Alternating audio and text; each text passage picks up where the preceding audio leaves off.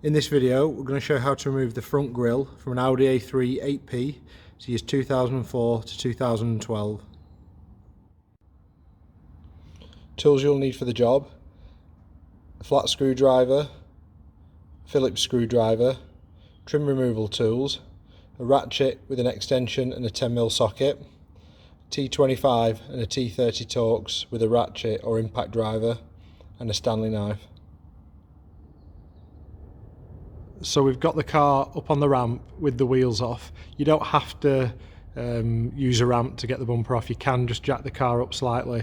You don't even have to take the wheels off, but it is worth doing because it just makes the job a lot more straightforward. You're not having to sort of work around the wheels and keep turning the wheels either way.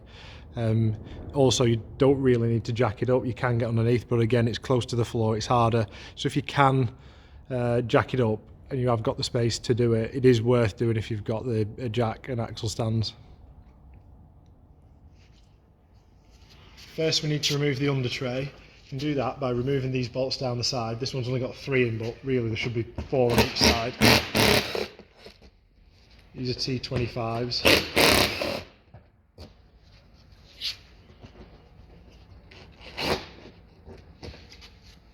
And the other side.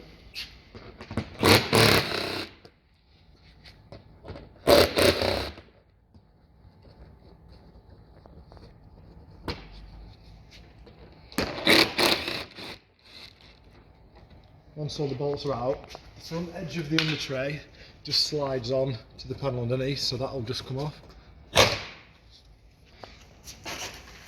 And then while you're under there, undo the 3 bolts where the bumper attaches to the radiator, the air guide. So they're done with 3, again T25s. There's one there. It's not these ones on the bumper there for the arch, the one's tucked under this lip here.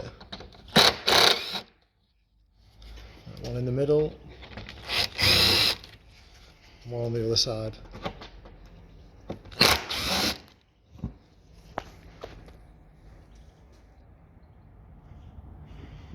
Now we need to remove the front section of the inner arch liner. So there's 2 on the underside, then the T25s. These are the ones in front of the lip that you can see.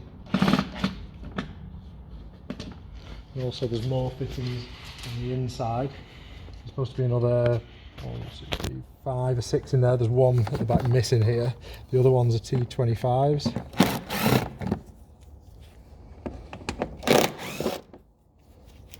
There's one tucked right under there as well, don't forget about that one. And then another 2 going down towards the bottom. So when those are out, to wiggle the arch liner out.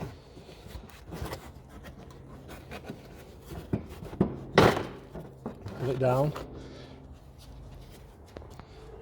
You need to do exactly the same on the other side. All the bolts are in the same place. Now we need to undo the bolts that hold in the bumper to the wing and the headlight area. So this top part of the arch liner, you can just pull that out of the way, just fold it back. You don't need to pull it back that far, just enough to get in that gap. So in here there's 2 T25s that go from the wing, from the bumper up into the wing. You can see them there. There's one. And the other one just there. Is it there at the front there? You need to undo those 2, they're both T25s.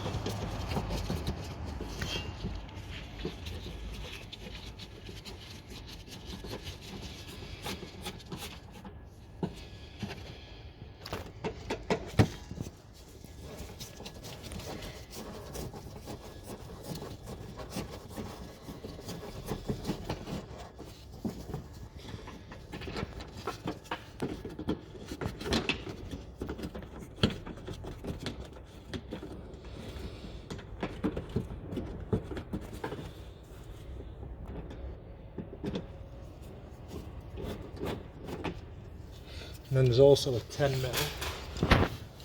This one, instead of going up, this one goes forward. You can just see it there, so it's straight on that one. You can just see it, and that's running just below the headlight.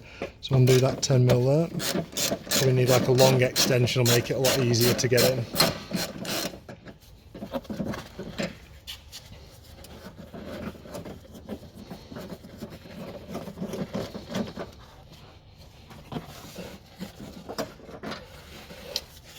And once you remove the 10mm, the bumper's free at the sides now, so that'll just pull down and away from you.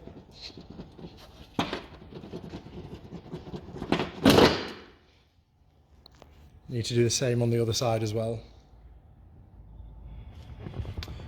So there are some parts on the bumper like the fog lights that have got wires attached to the car. You want to try and take these off first before you take the bumper off, so you're not trying to balance the bumper with everything attached. These ones are quite easy on the fog lights. Just push the tab in at the bottom of the plug and give it a wiggle off. And the same on the other side. This side's a little bit trickier because it's got the washer bottle in the way, but if you've already done it up to now, you should be able to just slide it forward a little bit.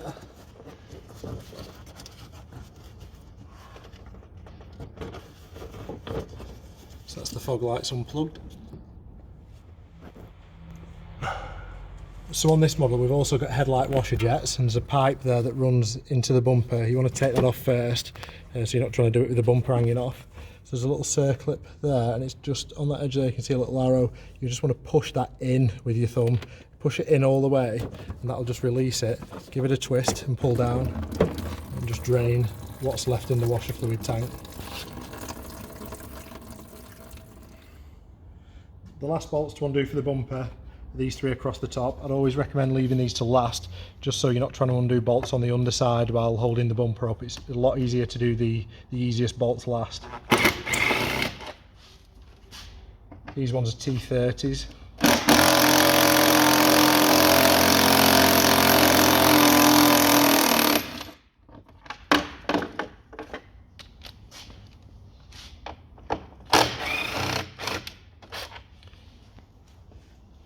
When those three are out, you should be able to grab hold of the bumper, and it should just pull towards you.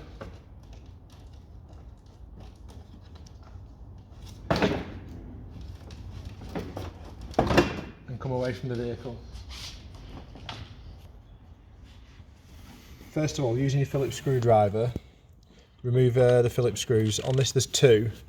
You might have more or less if it's been off before and they've not been put back in.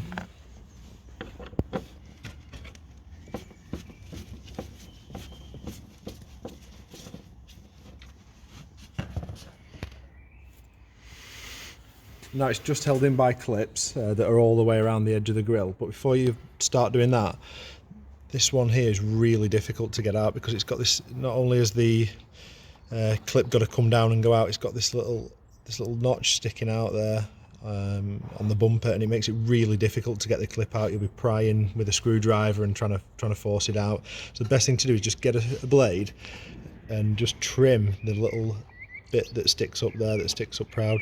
Just got to go through it with a sharp blade.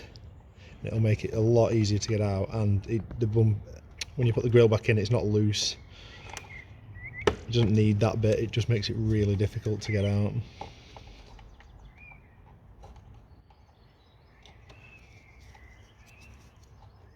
So you're just trying to sort of shave it off, if you will.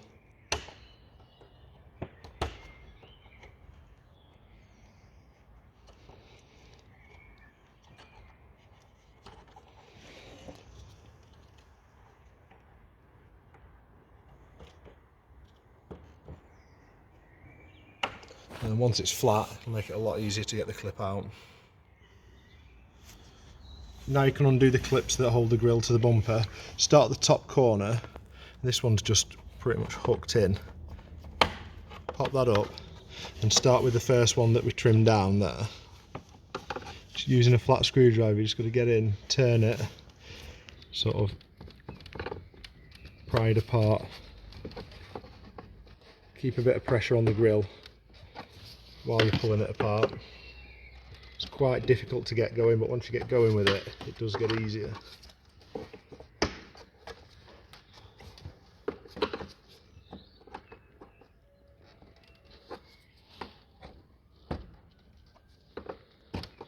That has now just started to come apart. You can only get it so far because the next clip along is holding it in. So the best thing to do, once you've created a little gap, just get a trim tool, get around the front,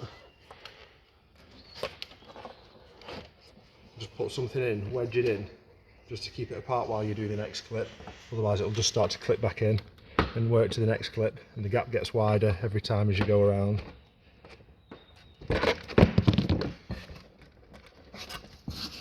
So now around the front again, let's go a bit wider.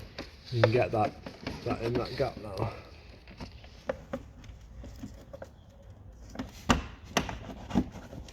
That'll stop it going back in.